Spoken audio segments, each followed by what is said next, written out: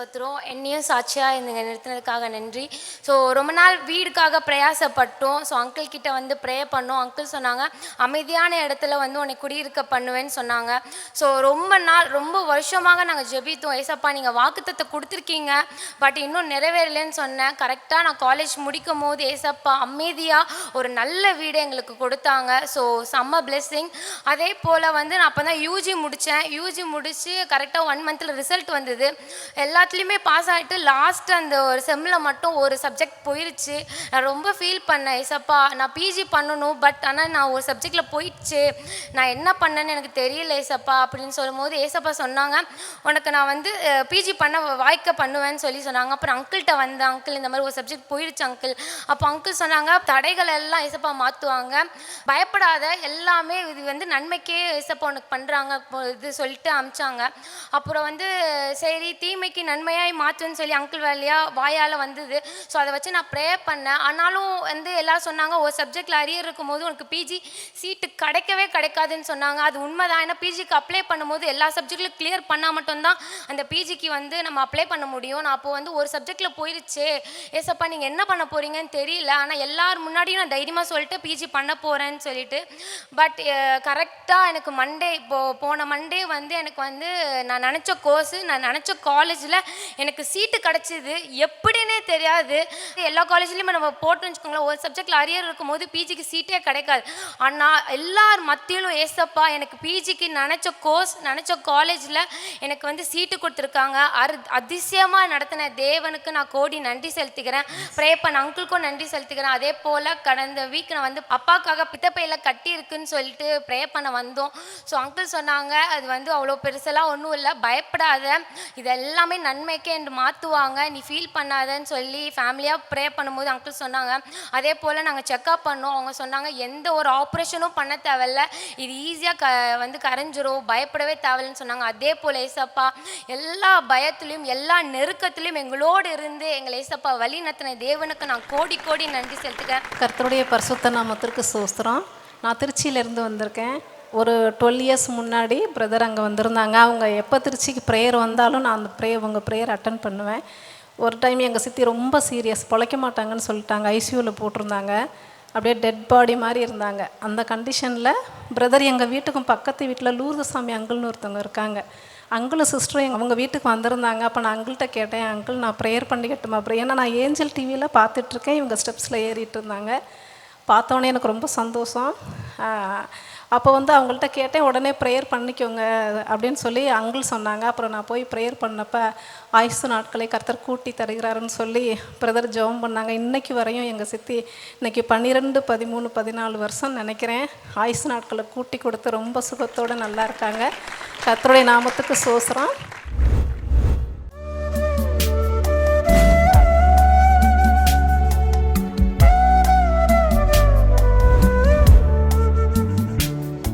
கிறிஸ்துவுக்குள் மிகவும் பிரியமான எனதருமை சகோதர சகோதரிகளே, நம்மை சிருஷ்டித்தவரும் நம்மை உண்டாக்கினவரும் நம்மை ஒருபோதும் மறந்து போகாதவருமாகிய இயேசு கிறிஸ்து முனையற்ற நாமத்தினாலே உங்கள் எல்லாரையும் நான் வாழ்த்தி ஆசீர்வதிக்கிறேன். அல்லேலூயா.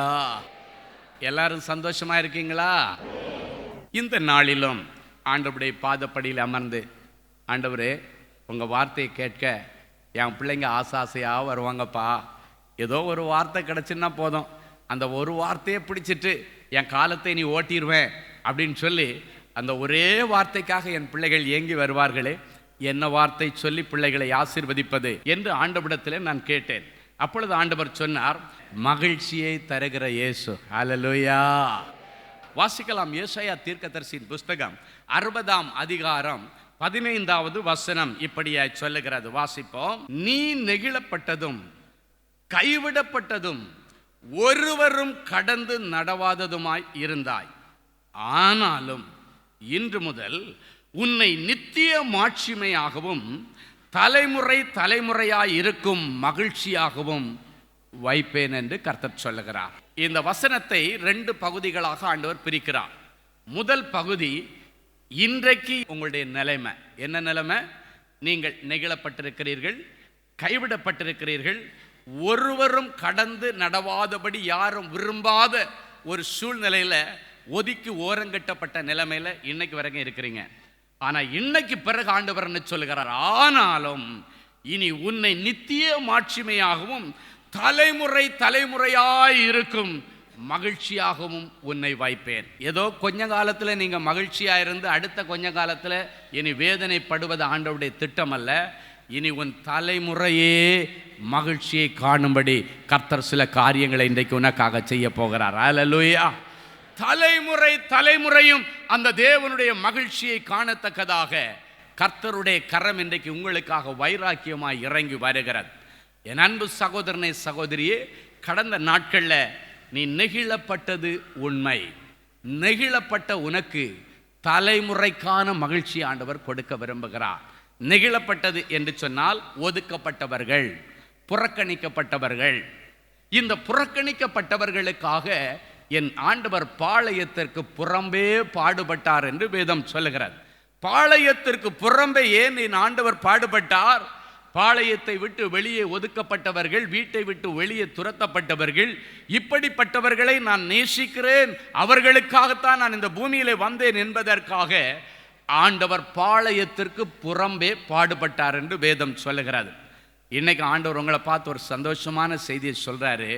நீ நெகிழப்பட்டதுக்காக, அடுத்தவங்க எல்லாரும் உன்னை புறக்கணித்து வைத்ததற்காக கரங்களை உயர்த்தி ஒரு அல்லேலூயா சொல்லுங்க பார்க்கலாம்.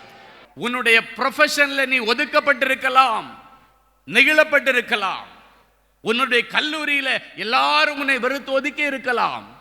நீ வேலை செய்கிற இடத்துல எல்லாரும் உன்னை வெறுத்து ஒதுக்கி இருக்கலாம். ஏன்? உன் குடும்பத்தாரே உன்னை வெறுத்து ஒதுக்கி இருக்கலாம்.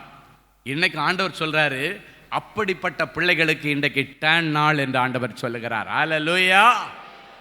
நெகிழப்பட்டவர்களுக்கு நித்திய மகிழ்ச்சியை கர்த்தர் இன்றைக்கு கொடுக்க விரும்புகிறார். சில வருஷங்களுக்கு முன்பாக ஒரு வாலிப மகள் என்னை பார்க்க வந்தாள். ஒரு 34, 35 வயது இருக்கும். வந்து கீழே உட்காந்துட்டு நான் ஐயாவை பார்க்காம போகமாட்டேன்னு அடம் பிடிக்கிறாங்க.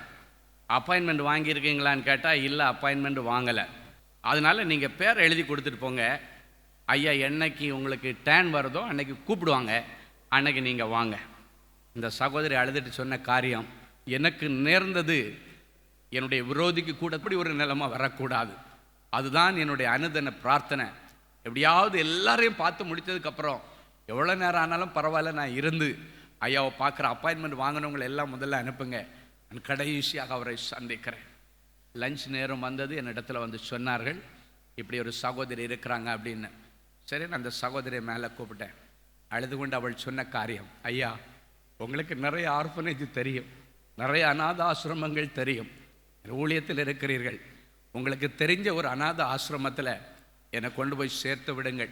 அங்கே இருக்கிற அநாத பிள்ளைகளுக்கு டியூஷன் எடுத்துட்டு அவங்க கொடுக்குற சாப்பாடை சாப்பிட்டுட்டு என் காலத்தை நான் அங்கு கழிக்க விரும்புகிறேன். தயவு செய்து முடியாது என்று மாத்திரம் சொல்லாதிருங்க, நான் நம்பிக்கையோடு இன்றைக்கு வந்திருக்கிறேன், எனக்கு ஏதாவது ஒரு வழி செய்ய வேண்டும். நான் கேட்டேன், உனக்கு அப்படின்னு அம்மா அப்பா யாருமே இல்லையாமான்னு கேட்டேன்.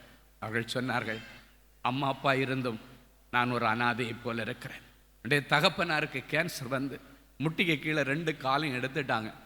என்னுடைய தாயார் பக்கத்து வீட்டுங்கள் எல்லாம் போய் பாத்திரம் துலக்கி கொடுத்து துணி துவைச்சி கொடுத்து வருகிற கொஞ்சம் வருமானத்தில் தான் எனக்கு சாப்பாடு போடுறாங்க. என் தாயாருக்கும் நான் பாரமாக இருக்க விரும்பவில்லை. எனக்கு நல்லது நடக்கும் அப்படின்ற நம்பிக்கை எனக்கு இல்லையா? அதனால சரி, என்னுடைய இருதயத்தை நானே சமாதானப்படுத்திட்டு என்னுடைய வாலிபத்தை நானே தியாகம் பண்ணி இந்த ஏழை பிள்ளைகளுக்காக வாழலாம் என்று தீர்மானித்து விட்டேன். நான் சொன்னேன், உனக்கு உடன் பிறந்த அண்ணன் தம்பி யாருமே இல்லையான்னு கேட்டேன். ஒரே ஒரு அண்ணன் இருந்தான், அவனுக்காக கஷ்டப்பட்டு எங்கள் அப்பா படிக்க வச்சார். அவன் என்ஜினியர் ஆகி நல்ல வேலை கிடைச்ச உடனடியாக அவன் கூட வேலை செய்கிற ஒரு ஸ்திரியை கல்யாணம் பண்ணிக்கிட்டு அவன் ஆஃபீஸ் பக்கத்தில் செட்டில் ஆகிட்டான். பண்டிகை காலங்களில் கூட வந்து எங்களை எட்டி பார்க்கறது கிடையாது. எங்கள் அம்மா அப்பாவுக்கு எந்த உதவியும் கிடையாது.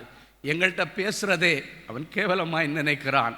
அவனுடைய மனைவி குடும்பத்தார் ரொம்ப வசதியான இடத்துலேருந்து வந்தார்கள். என்ன ஒரு தங்கச்சின்னு சொல்கிறதுல அவனுக்கு கேவலமாக இருக்கிறதா? கேன்சர் வந்து படுக்கையில் கிடக்கிற என் தகப்பனை தாய் என்று சொல்வது அவனுக்கு கேவலமாக இருக்கிறதா? எங்கள் அம்மா வீடு வீடாக போய் பாத்திரம் துலக்கிறாங்கன்னு சொல்கிறது அவனுக்கு கேவலமாக இருக்கிறதா? அதனால எங்கே என்ன கண்டா கூட என்னுடைய சகோதரின்னு சொல்லாதேன்னு சொல்லி வச்சிருக்கிறாரு என்று சொல்லி அந்த மகள் அழுதாள்.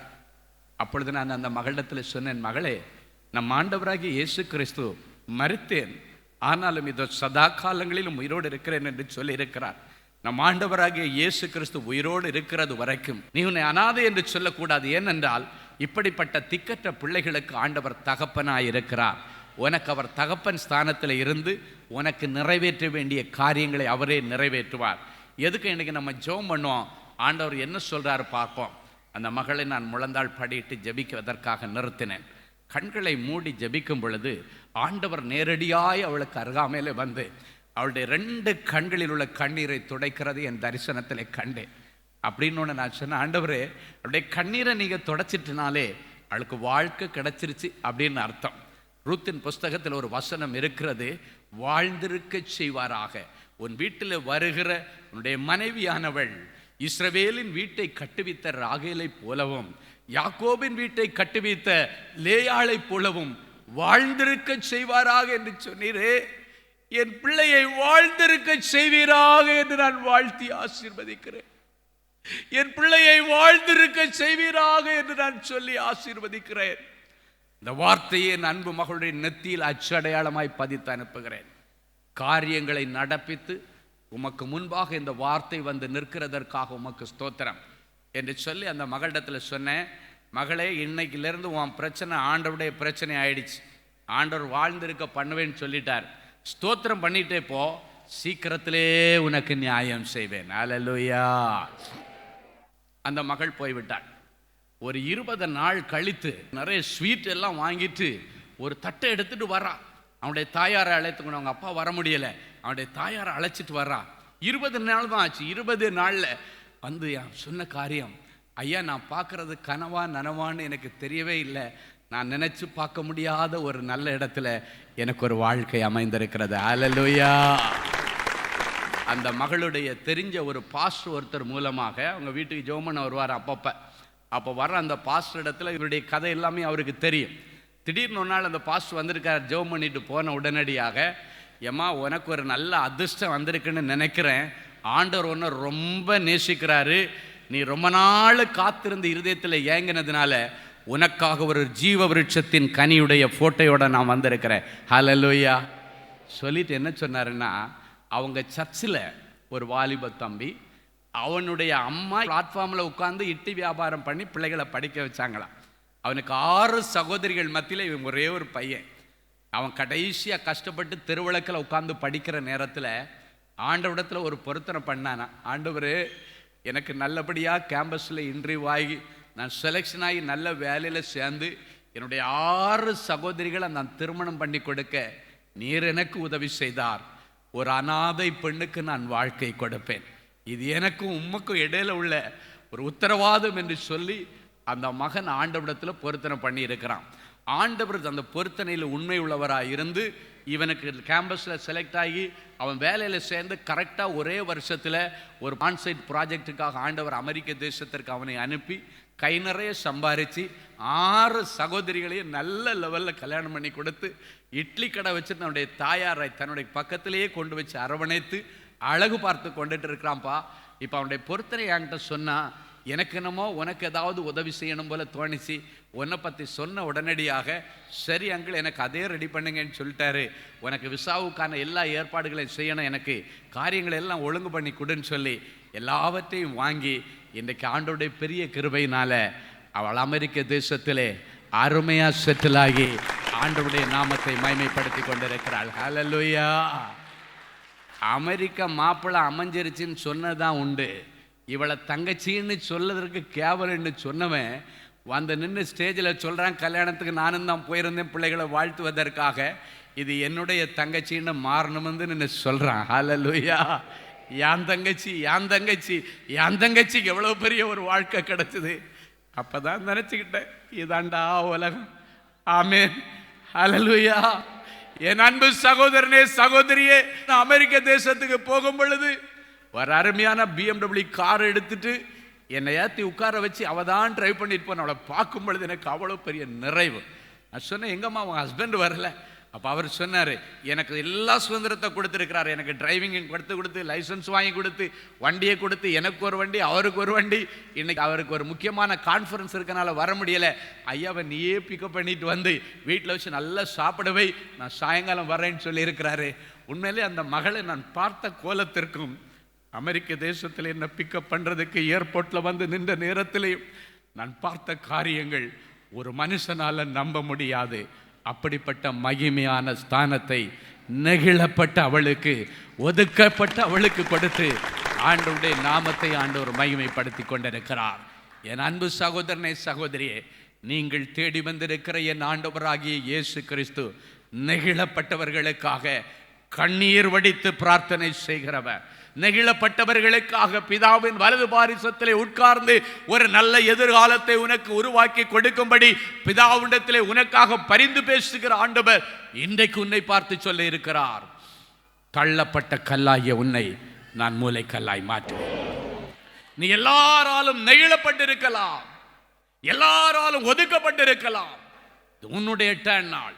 ஆகாதென்று தள்ளப்பட்ட கற்களை மூலைக்கல்லாய் மாற்றுகிற ஆண்டவர் இதோ உங்கள் மத்தியிலே எழுந்தருளி நின்று அவரே உங்கள் முன்னால பேசிக்கொண்டிருக்கிறார். ஒவ்வொருவரையும் அவர் பார்க்கிறார். ஏன்னு ஒன்று ஒதுக்குனாங்க? பணம் இல்லைன்னு ஒதுக்குனாங்களா? உனக்கு அழகில்லைன்னு ஒதுக்குனாங்களா? உனக்கு படிப்பு வரல அப்படின்னு ஒதுக்குனாங்களா? கவலைப்படாதீங்க. படிப்பை காட்டிலும் ஆண்டவருடைய கிருபை உங்க கூட இருந்துச்சுன்னா படிச்சு சாதிக்கிறத விட கிருபையை வச்சு நீங்க சாதிக்க முடியும். ஹல்லேலூயா. என் அன்பு சகோதரனே, சகோதரியே, இன்றைக்கு உனக்கு எது இல்லை, எது இல்லாததுனால இன்றைக்கு நீ கண்ணீரோட வந்திருக்கிறாயோ, எது இல்லாததுனால எல்லாரும் உன்னை நெகிழ வைத்து உன்னை ஓரங்கட்டினார்களோ, அவர்களுக்கு முன்பாக ஒரு பந்தியை ஏற்படுத்தி உன் தலையை எண்ணெயினால இன்றைக்கு அபிஷேகம் பண்ணுவேன். இன்றைக்கு பிறகு உன் பாத்திரம் நிரம்பி வழியும். என் அன்பு சகோதரனே, சகோதரியே, அழகில்லைன்னு கவலைப்படாதீங்க, படிப்பில்லைன்னு கவலைப்படாதீங்க. ஆண்டவர் உன் கூட இருக்கிறாரா? அது மாத்திரம்தான் இன்றைக்கு உன்னுடைய கேள்வியா இருக்க வேண்டும். அவர் உன்னோடு கூட இருக்கிறபடியினாலே தான் இன்றைக்கு ஆண்டவர் உன்னை அழைத்து கொண்டு வந்திருக்கிறார். அவர் சொல்லுகிறார், இனி கொடுமை உன் வாழ்க்கையிலும் அழிவும் நாசமும் உன் எல்கையிலும் இருக்காது. கர்த்தரே நேரடியாய் உனக்கு வெளிச்சமாய் இறங்கி வருகிறார். காரணம் என்ன தெரியுமா? யாரெல்லாம் உன்னை அவமானமா பேசி, உன்னை ஓரங்கட்டி, உன்னை அற்பமா பேசுனாங்களோ, அப்பொழுதெல்லாம் உங்களுக்கென்று நியமித்திருக்கிற தேவதூதர்கள் தேவனை தரிசிக்க போகும் பொழுது உன்னுடைய நிலைமையை குறித்து வேதனையோடு சொல்லுவார்கள். என் எஜமாட்டி அம்மாவை எல்லாரும் அற்பமா நினைக்கிறாங்க. ஆண்டவர் எனக்கு டியூட்டி போட்டு கொடுத்திருக்கிற எஜமானனை எல்லாரும் அற்பமா நினைக்கிறாங்க. அவர்களை எல்லாரும் ஒதுக்கி ஒதுக்கி வைக்கிறாங்க. அவர் எவ்வளவுதான் பிரயாசப்படுவார், எவ்வளவு பிரயாசப்பட்டாலும் சமுதாயத்தில் என்னுடைய எஜமானுக்கு அங்கீகாரம் கிடைக்கவில்லை, குடும்பத்தில் என் எஜமானுக்கு அங்கீகாரம் கிடைக்கல, சொந்த உடன்பிறப்புகள் கூட அவரை மதிக்கிறது இல்லை.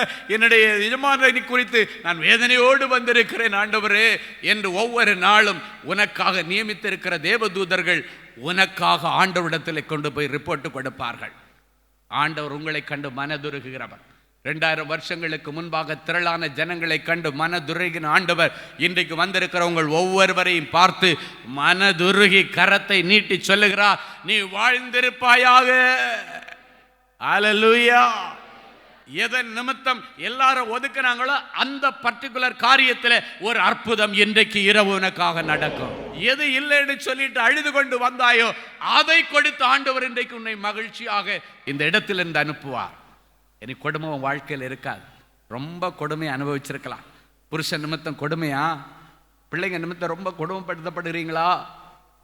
மருமகள் நிமித்தம் கொடுமைப்படுத்தப்படுறீங்களா? மாமியார் நிமித்தம் கொடுமைப்படுத்தப்படுறீங்களா? மாமியார் குடும்பத்தில் ஒன்றும் மதிக்கலையா? புருஷன் மதிக்கலையா? கவலைப்படாதீங்க. யார் மதிக்கிறாங்களோ இல்லையோ, என் ஆண்டவர் உங்கள் ஒவ்வொருவரையும் மதிக்கிறவர், உங்கள் ஒவ்வொருவரையும் நேசிக்கிறவர். அவர் சொல்லுகிறார், நீ என் பார்வைக்கு அருமையானவள், எனவே கனம் பெற்றாய், காரணம் நான் உன்னை சிநேகித்தேன். அல்லேலூயா. கொடுமை உன் வாழ்க்கையிலும் அழிவும் நாசமும் இனி எல்கையில் இருக்காது. ஆண்டவர் தீர்க்க தரிசனமாய் பேசிக்கொண்டிருக்கிறார். காரணம் அவர் உன்னை ரொம்ப நேசிக்கிறார். அல்லேலூயா. இனி ஆண்டவரே நேரடியாக இறங்கி உனக்கு நித்திய வெளிச்சமாயிருப்பார். சூரியன் அல்ல, சந்திரன் அல்ல, ஆண்டவர் டைரக்டா இப்படிப்பட்ட பிள்ளைகளுடைய ஃபைலை இன்னைக்கு கையில் எடுக்கிறதை என் ஆவியில நான் பார்க்கிறேன். நாவில பார்க்கிறேன். தூக்கி எறியப்பட்ட உன்னுடைய ஃபைல் இன்றைக்கு அதிகாரிகளுடைய கையில் மிதக்கிறதை என் ஆவியிலே பார்க்கிறேன். சிஸ்டத்திலிருந்து டிலீட் பண்ணப்பட்ட உன்னுடைய ப்ரொஃபைலை ஆண்டவர் மறுபடியும் அதில் எழுதுகிறார். அதிகாரி காலையில் வந்து பார்த்து நான் தான் 1-3 வாட்டி செக் பண்ணி இந்த ப்ரொஃபைலை டிலீட் பண்ணனே, எப்படி உள்ள வந்துச்சுன்னு ஆச்சரியப்படுவார். அவன் 100 முறை டிலீட் பண்ணாலும் 101வது முறை உனக்காக யாவற்றையும் செய்து முடித்த ஆண்டவர் அதில் எழுதுவார். இன்னைக்கு ஆண்டவர் சொல்லுகிறார், எழுதினது எழுதினது, எனக்கு உனக்குன்னு வச்சதை நீ யாரும் பறிக்க முடியாது. ஆண்டவர் சொல்கிறார், ஃபைல் மிதக்குது. தூக்கி குப்பத்தொட்டியில் போடப்பட்ட உன்னுடைய வேலைக்கான ஃபைல் மிதக்கிறதை என் ஆவியிலே பார்க்கிறேன். ஹல்லேலூயா. என் அன்பு சகோதரனை சகோதரியே, நெகிழப்பட்ட உனக்கு ஒரு மகிழ்ச்சி. உனக்கு மட்டும் இல்லை, இனி உன் தலைமுறையே இந்த கஷ்டத்துக்கு ஆளாகாதபடிக்கு தலைமுறை தலைமுறையான மகிழ்ச்சி. ஹல்லேலூயா. இந்த வசனத்தில் அடுத்த பகுதி சொல்லப்பட்டிருக்கிறது, கைவிடப்பட்டவள். இன்றைக்கு ஒருவேளை புருஷனால கைவிடப்பட்ட நிலைமையில நீ இந்த இடத்துல வந்திருக்கலாம். இல்லைன்னா மனைவியால கைவிடப்பட்ட புருஷர்கள் வந்திருக்கலாம். பெற்றோரால கைவிடப்பட்ட பிள்ளைகள் வந்திருக்கலாம். பிள்ளைகளால் கைவிடப்பட்ட பெற்றோர்கள் வந்திருக்கலாம். டாக்டர்ஸால கைவிடப்பட்ட நோயாளிகளும் இந்த இடத்துல வந்திருக்கலாம். ஆனா இன்னைக்கு இயேசு சொல்லுகிறார், யார் உன்னை கைவிட்டாலும் நான் உன்னை கைவிடாதிருப்பேன். ஹல்லேலூயா. தாயும் தந்தையும் உன்னை கைவிட்டாலும் நான் உன்னை சேர்த்துக் கொள்ளுவேன் என்று சொன்ன ஆண்டவர் சொல்லுகிறார், நீ கைவிடப்பட்ட அந்த காரியத்தில் உன்னுடைய தலைமுறைக்கு ஒரு மகிழ்ச்சியை கொடுக்க விரும்புகிறேன். ஹல்லேலூயா. ஆமா, இங்க யார் யார் மனைவியை துரத்தி விட்டுட்டு ஜாலியா வந்து சிங்களா உட்கார்ந்துட்டு சந்தோஷமா உட்கார்ந்துட்டு செய்தி கேட்டுட்டு இருக்கிறீங்களோ, இன்றைக்கு உங்களுக்குள் உன் மனைவியை குறித்த ஒரு பாரத்தை கர்த்தருடைய ஆவியானவர் இப்பொழுது வைக்கிறார். அவன் மூஞ்சிலேயே முழிக்க மாட்டேன்னு நீ சொல்லிட்டு வந்திருக்கலாம். அவன் மூஞ்சில முழிக்கலைன்னா உன்னுடைய எதிர்காலம் கேள்விக்குறி ஆய்விடும். கர்த்தருடைய ஆவியானவர் எச்சரிக்கிறார். ஆண்டவர் உங்களை பார்த்து சொல்றாரு, எதனால உன் மனைவியை ஒதுக்கி விடுறீங்க, எதனால உன் புருஷனை ஒதுக்குறீங்க? ஏதோ ஒரு தப்பு பண்ணிட்டா, இல்லை ஒரு தப்பு பண்ணிட்டா அவ்வளோதானே. உன்னிட்ட எதிர்த்து பேசியிருக்கலாம், இல்லைன்னா ஏதோ பொய் சொல்லியிருக்கலாம், இல்லை ஏதோ ஒரு பெரிய பாவமே பண்ணியிருக்கலாம். ஆண்டவர் உங்களை பார்த்து கேட்குறாரு, நீங்கள் என்ன பரிசுத்தவான்களா? உங்களிடத்துல பாவம் இல்லையா? உங்களிடத்திலும் பாவங்கள் இருக்கிறது தானே. நீ இருக்கிற நிலைமையில் இயேசு உன்னை ஏற்றுக்கொண்டிருக்கிறார் அல்லவா? யோசித்து பாருங்கள். ஆண்டவர் உங்களை எங்கேயும் மாட்டி விடலை. நீ இருக்கிற நிலைமையில் ஏற்றுக்கொண்டிருக்கிறார். நீ மாறுவாய் மாறுவாய் என்கிற நம்பிக்கையில் உன்னோடு கூட இருந்து கொண்டிருக்கிறார். ஆண்டவர் நீ இருக்கிற நிலைமையில் உன்னை ஏற்றுக்கிட்டாருன்னா, ஆண்டவர் கொடுத்த வாழ்க்கை துணையை அவள் இருக்கிற நிலையில் நீ ஏற்றுக்கொள்ள வேண்டும். ஆண்டவர் கூட வாழ்க்கை துணையை அவன் இருக்கிற நிலைமையில நீ ஏற்றுக்கொள்ள வேண்டும். இன்றைக்கு பிறகு ஒன்னால நான் கைவிடப்பட்டேன் அப்படின்னு எந்த ஒரு பெண்ணுடைய கண்ணீரும் ஒரு மனுஷனுக்கும் இருக்கக்கூடாது. எந்த ஒரு பையனுடைய கண்ணீரும் எந்த ஒரு பொண்ணுக்கும் இருக்கக்கூடாது. சில நேரங்கள் அந்த கண்ணீர் எதிர்காலத்தையே அழித்துவிடும். இன்றைக்கு ஆண்டவர் சொல்லுகிறார், உன் நிமித்தம் ஒருவர் கைவிடப்பட்டவர்கள் என்று ஆண்டவருடைய சமூகத்திலே போய் இடித்து கொண்டு நிற்காதபடிக்கு நீங்கள் ஜாக்கிரதையாயிருக்க வேண்டும். உங்களிடத்திலே ஒப்புவிக்கப்பட்டதை முடிவு பரியந்தம் காத்துக்கொள்ள வேண்டும். அது ரட்சிப்பாயிருந்தாலும் சரி, அபிஷேகமாயிருந்தாலும் சரி, உன்னிடத்திலே ஒப்புவிக்கப்பட்ட மனைவியாயிருந்தாலும் சரி, உன்னிடத்தில் ஒப்புவிக்கப்பட்ட புருஷனாயிருந்தாலும் சரி, உன்னிடத்தில் ஒப்புவிக்கப்பட்ட தாய் தகப்பனாயிருந்தாலும் சரி, முடிவு பரியந்தம் அதை காத்து கொள்ள வேண்டும் என்று ஆண்டவர் விரும்புகிறார். இன்னைக்கு நீங்க யாரால கைவிடப்பட்டிருந்தாலும் இன்னைக்கு ஆண்டவர் உங்களுக்கு ஒரு அற்புதம் செய்வார். ஹல்லேலூயா. என் அன்பு தேவனுடைய பிள்ளைகளே, நல்ல தேவ செய்தியை கேட்டீர்கள், அருமையான சாட்சிகளையும் பார்த்தீர்கள். எனக்கு இப்படி ஒரு நல்லது நடக்காதா என்று ஏங்கிக் கொண்டிருக்கிறீர்கள். இன்றைக்கி இந்த செய்தியில் கேட்ட நல்ல ஆசீர்வாதங்கள் எனக்கு என் குடும்பத்துக்கும் பலிக்காதான்னு எதிர்பார்த்துட்ருக்கிறீங்க. அவைகள் பலிக்கும். அவற்றை நிறைவேற்றி தருகிற ஆண்டவருடைய சமூகத்தை நாம் நோக்கி பார்ப்போம். அன்பான எங்கள் நல்ல ஆண்டவரே, கோடி ஸ்தோத்திரங்களப்பா. இந்த நல்ல மனமகிழ்ச்சியின் வேலைக்காக உமக்கு நன்றி. இப்பொழுதும் உம்முடைய வார்த்தைகளை கேட்டுக்கொண்டு கண்ணீரோடு உம்முடைய பாதத்தை பிடித்து நிற்கிற என் பிள்ளைகளை கண்ணோக்கி பாரும். என் பிள்ளைகளுடைய குடும்பத்தில் உள்ள எல்லா போராட்டங்களுக்கு இன்றைக்கு ஒரு முடிவு வரட்டும். என் பிள்ளைகளுடைய வாழ்க்கையில் காணப்படுகிறதான எல்லா போராட்டங்களுக்கு இன்றைக்கு முடிவு வரட்டும். கண்ணீருக்கு முடிவு வரட்டும். ஏமாற்றங்களுக்கு முடிவு வரட்டும். அநேக இடங்களிலே ஏமாந்து போயிருக்கிற என் பிள்ளைகள் இனி எந்த உலக மனுஷன் முன்னிலையில் ஏமாந்து போகாதபடிக்கு தேவ ஞானம் இவர்கள் மேலே கட்டவிழ்த்து விடப்படுவதாகன்னு ஜெபிக்கிறோம். ஏமாற்றத்தின் நிமித்தம், ஏமாந்து போனதன் நிமித்தம் இழந்து போன செல்வங்களும் உடைமைகளும் பெயரும் புகழும் மறுபடியும் என் பிள்ளைகளுக்கு கிடைப்பதாகன்னு ஜெபிக்கிறேன். எந்தெந்த பிள்ளை வேலைக்காக பணத்தை கொடுத்து கொண்டு ஏமாந்து நிற்கிறார்களோ, இலவசமாக வேலையும் கொடுத்து பணத்தையும் திரும்பி பெற்றுக்கொள்ள கர்த்தர் அனுக்கிரகம் பண்ணுவீராக. உதவி செய்கிறேன் என்கிற பெயரில் ஏமாந்து போன பிள்ளைகள் அநேகம் பேர் கண்ணீரோடு நிற்கிறாங்க. நல்லதுக்கு தானே நான் கொடுத்தேன், என்னை இப்படி ஏமாற்றிட்டாங்களே என்று நிற்கிற பிள்ளைகள், ஏமாந்து போன அவர்களுடைய நகைகளும் பொருட்களும் பொன்களும் இவர்களுக்கு திரும்பி வருவதாக செபிக்கிறேன். நண்பனுக்காக வேண்டி வீட்டை அடமானம் வைக்க கொடுக்க போனேன், இன்றைக்கி வீடு எனக்கு மிஞ்சாதோ கிடைக்காதோ என்று கதறிக்கொண்டிருக்கிற பிள்ளைகளுக்கு அதை மீட்டு தாரும். யார் யார் இவர்களை ஏமாற்றினார்களோ, ஏமாற்றினவர்கள் கண்களில் தயவு கிடைப்பதாக ஜெபிக்கிறேன். ஆண்டவர் தாமே இனி வருகிற நாட்களில் நல்லது கெட்டது எது எது என்று வரையறுக்கத்தக்கதான ஞானத்தை என் பிள்ளைகளுக்கு கொடுத்து, இந்த கபடு வாது சூது நிறைந்த இந்த உலகத்தில் என் பிள்ளைகள் ஞானமாய் நடந்து கொள்ள, கருத்தாய் நடந்து கொள்ள, கருத்தாய் பேச கர்த்தர் என் பிள்ளைகளுக்கு அனுக்கிரகம் பண்ணுகிறதற்காக மக்கு நன்றி. என்னுடைய குடும்பத்தில் இருக்கிறதான எல்லா தடைகளை உடைச்சி ஜெபிக்கிறேன். மகிமையான நல் விசேஷங்கள் உடைய குடும்பத்தில் வசனிக்கப்படும், பேசப்படும் என்று சொன்னீரே. மகிமையான நல்ல காரியங்களெல்லாம் குடும்பத்தில் நடக்கட்டும். இன்றைக்கு இவர்கள் செய்தியிலே கேட்ட அத்தனை நன்மைகளையும் ஆசீர்வாதங்களையும் இவர்களுடைய சிரசில் வைத்து இவர்களை ஆசீர்வதித்து ஜெபிக்கிறேன். இவர்கள் எதையெல்லாம் தங்களுடைய செவிகளை கேட்டார்களோ அவைகள் எல்லாவற்றின்படி இவர்களுக்கு ஆக கடவுதுன்னு சொல்லி இவர்களை நான் வாழ்த்தி ஆசீர்வதிக்கிறேன். அநேக பிள்ளைகளுடைய வாழ்க்கையில் ஒரு அடி எடுத்து வச்சா 4 அடி சறுக்கிற நிலைமையில் இருக்கிறாங்க. அவர்களுடைய வழிகள் எல்லாவற்றையும் இனி உறுதிப்படுத்துவீராக. இனி கால்கள் சறுக்கக்கூடாது, முயற்சிகள் சறுக்கக்கூடாது. எல்லாம் என் பிள்ளைகளுக்கு சக்ஸஸ் ஆகட்டும். நீ செய்வதெல்லாம் வாய்க்கும் என்கிற வசனத்தின்படி இவர்கள் செய்வதெல்லாம் இனி இவர்களுக்கு வாய்ப்பதாகன்னு இவர்களை ஆசீர்வதித்து ஜெபிக்கிறேன். காணாமல் போன பொருட்கள் கிடைப்பதாக, காணாமல் போன பிள்ளைகள் வீட்டிற்கு திரும்பி வருவார்களாக. சண்டை சச்சரவுகளுக்கு முடிவு வரட்டும். கணவன் மனைவிகளால் இருக்கிற பிரிவினை மாறி மறுபடியும் ஐக்கியம் உண்டாகட்டும். கழுகு தன் பிள்ளைகளை கூட்டுக்குள்ளே சேர்க்கிறது போல இவருடைய முழு குடும்பமும் இயேசுவுக்குள்ளால் சேர்க்கப்படுவதாக நான் ஜெபிக்கிறேன். இவருடைய சரீரத்தில் இருக்கிற எல்லா கொள்ளை நோய்களுக்கு இன்றைக்கு விடிவு பிறப்பதாக. எத்தனை பிள்ளைகள் கேன்சரில் கஷ்டப்படுகிறார்கள், அத்தனை பேருடைய கேன்சர் வியாதியை தொட்டு குணமாக்குகிற ஆண்டவர் இவர்கள் இருக்கிற அறைகளிலே இப்பொழுது இறங்கி வருவீராக. எனக்கு விருப்பம் உண்டு, நீ குணமாக என்று சொல்லி ஆசீர்வதிப்பீராக. எத்தனை பேர் தன்னுடைய 2 கிட்னி பழுதடைந்த நிலைமையில் இருக்கிறாங்களோ, டயாலிசிஸ் பண்ணிட்டு இருக்கிறாங்களோ, என்ன பண்ணுகிற நிலைமையில் இருக்கிறார்களோ, அத்தனை பேருடைய கிட்னிஸ் எல்லாம் புதிதாய் மாற்றும். இருதய வாழ்வுகளில் இருக்கிற பிரச்சனைகள் மறைந்து போவதாக. யூட்ரஸில் இருக்கிற கட்டுகள் அறுக்கப்படுவதாக. பிரெயின் டியூமர் மறைந்து போவதாக. ஸ்கின் கேன்சர், பிளட் கேன்சர் மறைந்து போவதாக. தெய்வீக சுகத்தை தாரும். உனக்கு சௌக்கியமும் ஆரோக்கியமும் வரப்பண்ணி உன் வியாதிகளை எல்லாம் குணமாக்குவேன் என்று சொன்னீரே. குணமாக்கி அழகு பார்ப்பீராக. வேதனைகளுக்கும் நெருக்கங்களுக்கும் பஞ்சங்களுக்கும் விலக்கி காத்துக்கொள்ளும் இயேசுவின் மூலம் பிதாவே, ஆமென். கிறிஸ்துவுக்குள் அன்பானவர்களே, ஆண்டவராகிய இயேசு கிறிஸ்துவின் இனிய நாமத்தில் அன்பின் வாழ்த்துக்கள்.